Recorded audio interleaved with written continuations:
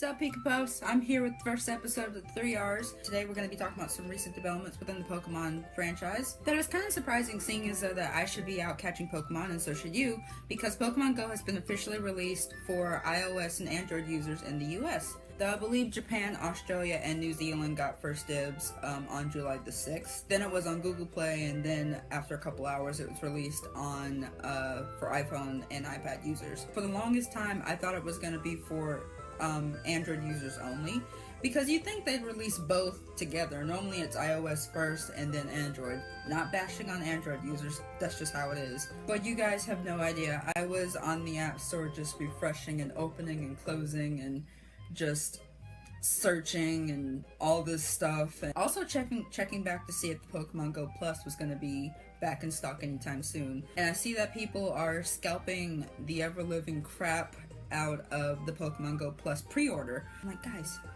they're gonna have more. Don't worry about it. And that's funny because people have already invested so much money into the Pokemon Go app already, just since last night. All for those Pokecoins, fans. All for the Pokecoins. And that's actually kind of sad, because a lot of people have put money into the illegitimate version of Pokemon. Well, I shouldn't say illegitimate. Illegitimate means of downloading the app the day before it was released in the US. People were downloading an APK to be able to get it directly from the Australian App Store, and there was rumors that their devices were getting banned. I don't know if it's true or not, but I'm not a risk taker. I'm pretty sure a lot of Pokemon players are not. We're not going to risk it, because we've been waiting for this since September. And people were putting money into the APK version, which, I mean, you get your device banned and you're not getting your money back because you were doing something illegal and hacking and all that stuff. One thing you gotta learn with the Pokemon merchandise and the Pokemon franchise is you just have to wait. Because I honestly made the same mistake when I ordered the Pikachu Build-A-Bear web exclusive set, and it was only for pre-order for the longest time. And I got lucky. I kept it in my cart and the order still went through even after they supposedly had no more left. The offer wasn't available anymore. And then fast forward a few months later and they're back in stock. You just have to wait.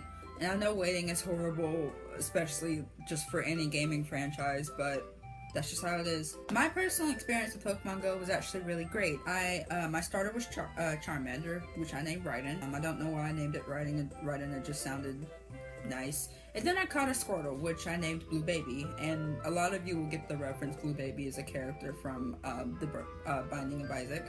My boyfriend's brother and I, we downloaded the app immediately, got our nicknames in and everything, and he chose Charmander as well. We took a long evening walk, caught a lot of good stuff, and the majority of the Pokestops around us, and I think there were only 3, were churches. I thought that was kind of interesting, and especially from one of the Pokestops I got an egg, and I have to walk 10 kilometers just to hatch it. All joking aside, I really enjoyed the app. I didn't know that it was compatible with tablets yet, because my phone battery is absolute crap, so it died literally as I was walking out of the door. It was great exercise. It was a fun way to exercise. I'll probably be taking a lot more walks often. And I think our gym here is the Devil's Hole, because I am in Niagara Falls, New York. Also, servers were kind of iffy last night, but that's to be expected because a lot of people were just flooding into the app, as again to be expected. All over Twitter there was already like just public outcry and just bashing.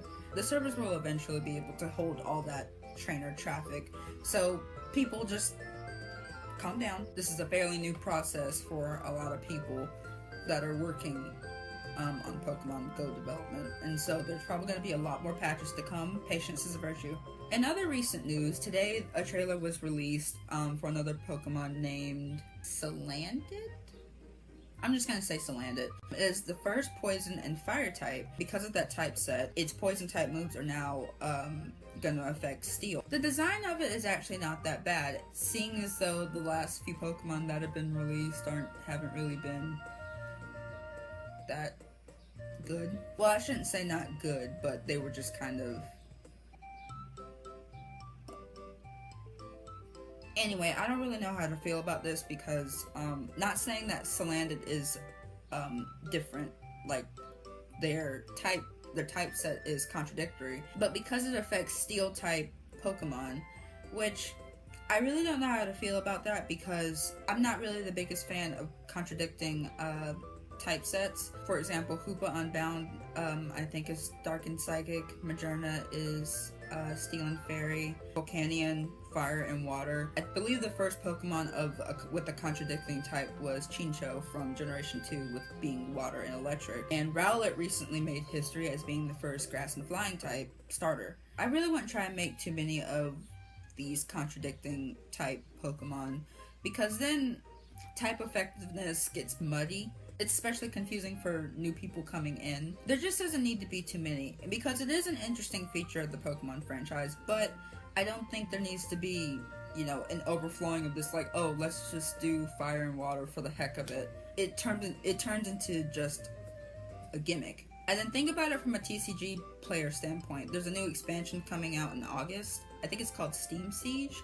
And I still don't understand how they're going to classify Volcanion as a fire and water type Pokemon card. TCG tends to lump a lot of types together. Psychic, Poison, and Ghost are all the same, but fire and water are in two different realms. Again, it's a very interesting feature. I like some of the ideas that they're coming up with for contradicting types. It's just that too many of these should not have such a heavy flow in the franchise, and they're becoming a lot more frequent. So I'd hate to see like type effectiveness lose a lot of value because of that. But that's all for this episode of 3R's. I really hope you enjoyed it, because I did too. There will be an unboxing sometime later this week for the Generations Elite Trader Box that'll be coming in today. Gotta love that 2-day shipping.